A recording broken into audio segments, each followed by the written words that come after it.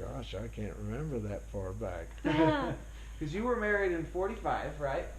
And then you had Aunt Wattie, Yeah, Mariola, But, here, right? yeah. but we, Down in you ought to hear the before we were married. You know, I lived in a dorm, and I had some roommates that thought he was not worth me. And they did everything they could to keep us apart. And of course that made me love him more. Of course. Well, there's a story behind why they didn't think he was worth you, Grandma. Remember that part? No? Well, why don't you go by and tell us how you met? And then we'll lead into the other. We met BYU. The housing was terrible. I lived in a dorm that was an old garage. And they didn't have any eating facilities in her dorm. So we went to the Joseph Smith Memorial Building. In the basement they had a cafeteria. And we were assigned to go down there for our meals. She was. I just went because I was hungry. He was just he came out of the service and signed up for school, and I lived with a doctor and his family. Well, before that though, when he first came, he got a little oh, that's right. In the basement, next to the furnace room, and one of the agreements to him staying in that little bedroom in the basement was to take the clinkers out of the furnace. Clinkers? And the coal was in the hopper, so the fire would keep going. Oh, okay. In those days, you had to put little coal, you know. There was some ground up coal, I call it. It was all in petals like this, into a hopper, and then it would feed into the furnace and keep the furnace going. Mm-hmm. And you call clinkers something, but in our generation, that's not necessarily translatable. Clinkers is just the dregs, right? The leftovers. Clinkers is what didn't burn of the coal. Then they you put the formed a coal ring, in the fire. and you go in there with a big old long handled thing with a clink on, like, and it would take hold of that and take it out and put it in a bucket. So that's why they call them the clinkers. Yeah. Because they use the little shovel to pull out the ashes. No, it wasn't a shovel. Well, it's kind of like that. Yeah. Though, grab. It was Yeah. a clamp. With the fingers, or Yeah. so it was just a finger deal that Yeah. pull it out, and they call it the clinkers. That's funny. I thought it was just because that's what they called it, the dregs, but it's because of the instrument you took them out with. It made was a solid ring around that. The blower somehow on the furnace would blow, and all these coal pieces, It had to have oxygen to burn. Mm-hmm. and it would blow the oxygen into the coal so it would burn, and then when it got What burned, didn't burn it would made make a a clinker. like, well, we call them clinkers, sort of like a rock. Really? Yeah. So it would burn all the stuff around it, and then it would just kind of roll and collect and become a clinker. Like Yeah, it was it'd just a be, big clump of stuff. yeah, And then and it'd and be you take hard. them out and put them in a bucket. You put them in a bucket, and that's where. And And when- I lived. Housing was scarce, real scarce. so the BYU, their housing department, had a list of all the people in Provo that would furnish or have a room or a bed. In my case, it was just a bed. Well, it was A a bed cot. in a room in the basement. And it wasn't a room, it was right next to the furnace. Oh, you didn't have a room. I Well, didn't where have a you hang your room, it was clothes. right next to the furnace. I had a little desk by the side of my bed, and then right there was the furnace, right next to it. Wow. Nice. And You stayed warm. that's all I had. There was no eating facilities. Where So, did you hang your clothes? He probably kept them in his rucksack. He did just get back from yeah, World War II. yeah. So I had He was used to living out of a rucksack. No, it was called a sea bag. Sea bag.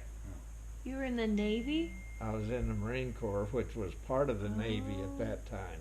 Okay. So, anyway, so I just had, my clothes were in a bag. You know, they were folded and Yeah. in there, so they looked partially decent. Partially. Yeah. That's cool. Anyway, so there was no place to eat, so BYU had this facility in the Joseph Smith building in the basement of it. A cafeteria like Yeah. in the Joseph Smith building basement where people, So- students could eat. Okay. And that's where we had to eat. Those who didn't have facilities where they roomed, they would come up there and eat. And so that's where we met. I was up there before she was. I had my plate of breakfast, Uh-huh. and she came along, and it was BYU at those days had what was called Hello week. Hello Week. Hello. And so you wore a little tag that says, "Hello, my name is," and it had your name on it. And I put Marva Hopkins on there. And I put Albert on mine.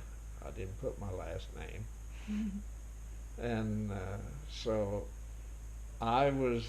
we were, this particular morning, were the first ones in the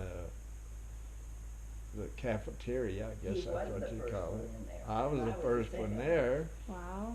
And I got my plate full of food and sat down at a little table. These long tables, you know. They weren't real long. Okay, cafeteria tables. Yeah. And she came along, got hers, and she came walking along, and I said, "Hello, I said, My- hello. my My name name is," is you know. And I sat at the other end of the table. And when we got through eating, while we were eating, he says, "Well, I'm going to lower campus." And I said, "Well, I'm going to lower campus. That's where my first class is." So we started eating and walking to lower campus. We did that. And we did that for a while, and she finally asked me if I'd marry her. Oh, yeah? Yeah. She asked, huh? Isn't that the way it was? What? You asked me if I would marry you. Oh, I did not. But I was really glad when he did. Yeah. Oh boy, That's awesome. those were the days. Mm. I can remember back then pretty good, but don't ask me what happened yesterday. And that's part of the age, you know, I think. You Yeah. remember your early days, but you have a hard time remembering today what happened. Yeah. Keeping the days of the week is always hard for me. Now, this is Saturday, isn't it? Saturday. And I can't remember her phone numbers anymore. She could remember all of them. I used to, but one day. And she's they lost went on all with of the that. erasure Oh. And took them all out. And I don't have, I never did have a lot of numbers memorized, but Yeah. I did have quite a few, but I can't remember any of them now. Hmm. So I'm old and senile. Now I have to look them up. No. Yes, I am. Senile, huh? Yeah. Hmm.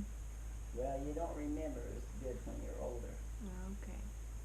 When I went blind, I lost my mind. I mean, I can't remember like I used to when I could see good. Okay.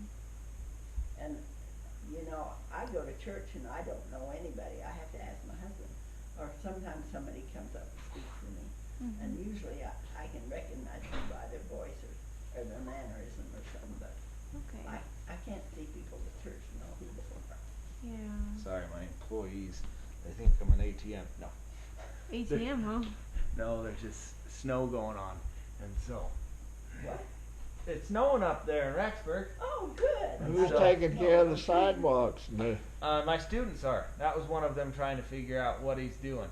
I know, he was trying to put his time in. He worked he's been working all morning, so. He works for you, huh? Yeah, I think I had 5 or 6 kids come in today. I'm not sure, but I just called one of them and said, "Call everybody in. I'm out of town." Now, where did we get to in that story? Did you finish it? Where did Yep. where No, where we did you didn't leave? finish it. We're We still finished it. here.